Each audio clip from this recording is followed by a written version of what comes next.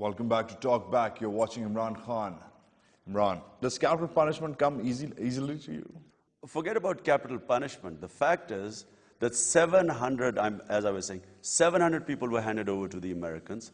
They were not allowed the human right to prove their innocence in a court of law. But you're throwing about capital punishment like it's something of a rather light nature. You've also said in the Dawn on 19 December, you were quoted in 96, you said that you proposed that the financial corruption beyond a certain limit should be made an offence punishable with capital punishment, and the Parliament should pass legislation for that purpose. Now the question is, who's more corrupt? You want to send corrupt people to the gallows. Who's more corrupt, the cop on the street or the so-called Prime Minister and the so-called Constitutional Avenue? Just think about it. I mean, we can all be very liberal about and talk not having capital punishment in Pakistan.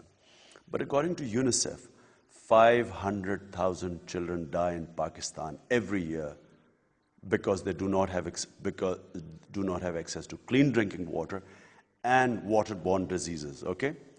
Now, somewhere the resources of this country have been diverted from the legitimate areas, which are the people of Pakistan, to a small coterie of people who are indulging in massive corruption, taking billions out of this country.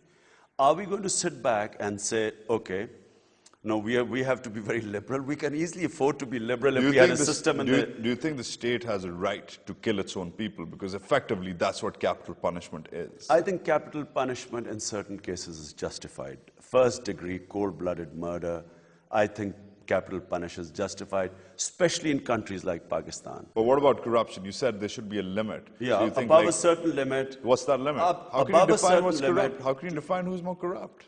No, a court of law should decide who's corrupt. But a law should be passed, I completely agree, like in China, that if you plunder the country's resources, where your people don't have basic amenities, clean drinking water, they don't have health, they don't have education, you're depriving, you are destroying the future of Pakistan by diverting resources which belong to the people of Pakistan to a small lot of crooks. You are actually destroying our future of our children. Finally, towards the last end, you have been called by the Times of India, questioned rather, is Imran Khan an unwise idiot? The Herald asks, third force or third farce? The Jung says, great man, but a bad politician. Even the Weekly Standard, our neoconservative friends, say Islamist politician by day, London playboy by night. So everybody from the Indians to the local press to the neocons in Washington, everybody questioning you. The neocons, they classify people, Islamist, is not on his religious beliefs.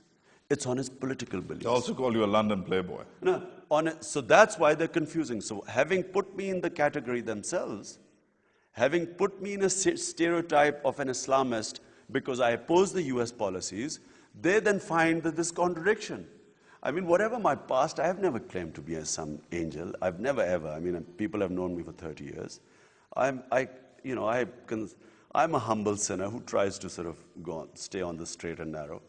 But my political views are for a sovereign Pakistan, a country that should have self-respect, dignity. People of Pakistan should be respected by our governments. A country that does not respect its people, no one respects them. That's why today Pakistanis are considered enemies by the US. General Musharraf is considered an ally. That's why on David Stewart's show, when someone asked the guest to describe Pakistan, he said, one ally and 160 million terrorists. What do you say to your detractors when they say you should be running for the Commons? No. The American consul in Pakistan told me once, he said, you are the only politician who what you tell us privately, you also say that in publicly. He says, you're the only politician. So at least you're in good... So don't talk about any contradictions. All right, so at least the American council likes you. It's not a question of... What do you say to your detractors? Most of the views, they know that I do not agree. That's why I demonstrated against George Bush. Because I do not agree with this war on terror, the way it's being fought. It's a war of terror. And I say that openly.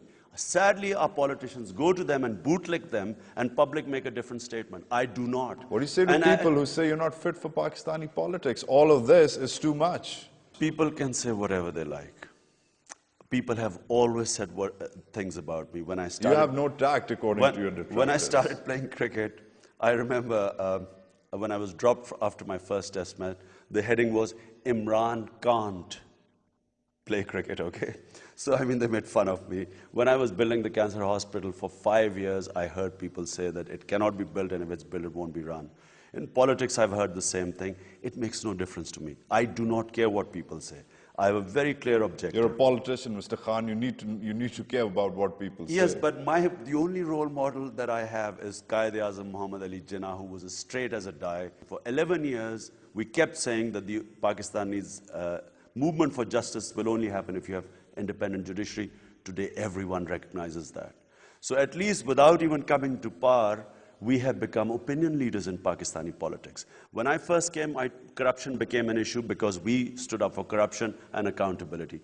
Everyone said that afterwards. All parties followed us. Today, every political party says but people who came in with you left. Hmm? But you got to mention the contradictions. People who came in with you left. Look, the whole on of corruption, the whole on of the fact that you'd sold out, the whole of PMLN has disappeared into PMLQ. Is PMLN finished? But the fact is, a party only loses when it compromises on its vision. And as far as I'm concerned, from day one, the vision has been straight, which is why we're the only party in Pakistan's history twice could have come into become part of the power structure in the 11 years and did not. Finally, the news, 19 December 1996, carried a headline, Imran Khan needs grooming. So the question is, Imran, do you need grooming? Look, there is no shortcut in life. That was 11 years ago. My experience in life tells me that you have to go through the process. You have to go through the mill. And that's what happened in cricket. I took my knocks. I got, made fun of. Took a lot of thrashing in the beginning, but that's how you improve. Similarly, I learned in fundraising. I mean, we became leaders in Pakistan in marketing. Everyone now follows what Shaukat Khanum did, the marketing techniques. But we took our knocks. Similarly, in politics, I have taken the most difficult path in Pakistani politics when I always had the option to take shortcuts. I could have always done that. Taking the hard road, the untrodden path. No one has ever done this in Pakistan. 11 years, stayed in opposition, twice could have had the option not to be in the opposition. And I think that's how you really learn. It's in the opposition, it's in adversity you learn. And the fact that you don't take shortcuts means that you get stronger. That's what grooming is, taking the hard road. Imran Khan, a pleasure and a privilege. Thank you. Thanks for watching TalkBack this week. I hope you enjoyed Imran Khan. That's it from me, Wajahat Khan, and the TalkBack team. Email us at talkback@dawnnews.tv. Your views are important to us. Take care.